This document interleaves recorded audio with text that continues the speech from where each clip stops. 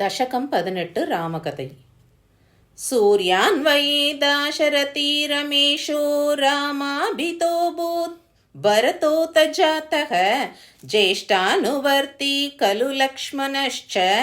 शत्रुघ्ननामापि जगद्विधात्री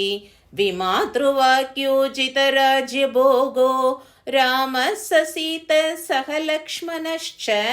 चरञ्जडावल्कलवानरण्ये गोदावरीतीरमवापदेवी तं वञ्चयन् रावणयेत्यमायी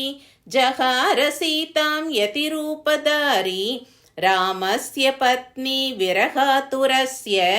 श्रुत्वा विलापं वनमप्यरोदीत् श्रीनारदोऽप्येत्य जगाद रामं किं रोदिषि प्राकृतमर्त्यतुल्यः त्वं रावणं हन्तुमिहावतीर्णो हरिः कथं विस्मरसीदमार्य कृते युगे वेदवतीति कन्या हरिं श्रुतिज्ञापतिमाप्तुमैच्छत् सा पुष्करद्वीपगता तदर्थं एकाकिनीति व्रतपच्चकार श्रुतादयो भूतशरीरिवाक्ते हरिपतिर्भाविनि जन्मनि स्यात् निशम्य तत् दृष्टमनस्तथैव कृत्वा तपस्तत्र निनाय कालं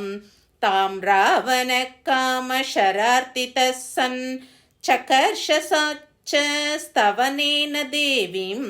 प्रसाद्य कोपारुणलोचनाभ्यां निरीक्ष्य तं निश्चलमाततान् शशापतं च त्वमरे मदर्ते सबान्धवो राक्षसनङ्क्ष्यसीति स्वं कौनपस्पृष्टमशुद्धदेहं योगेन सद्यो विजहौ सती सा जाता पुनः सा मिथिलेशकन्या काले हरिं त्वां पतिमापदैवात् सहन्यतां सद्वरमाशरेन्द्रः तन्नाशकालस्तु समागतश्च तदर्थमाराधय लोकनाथां नवाहयज्ञेन कृतोपवासः प्रसाद्यतामेव सुरानराश्च कामान् लभन्ते शुभमेव ते स्यात् इत्यूचिवांसं मुनिमेव राम आचार्यमाकल्प्य स लक्ष्मणस्त्वां सम्पूज्य सुस्मेरमुखीं व्रतान्ते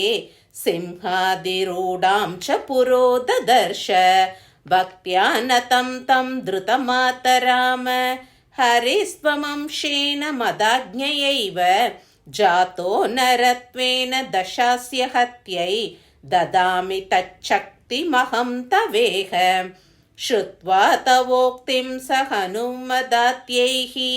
साकं कपीन्द्रैः कृतसेतुबन्धः लङ्कां प्रविष्टो हतरावणाद्यः पुरीमयोध्यामगमत् स सीतः हा देवि भक्तिर्नहि मे गुरुश्च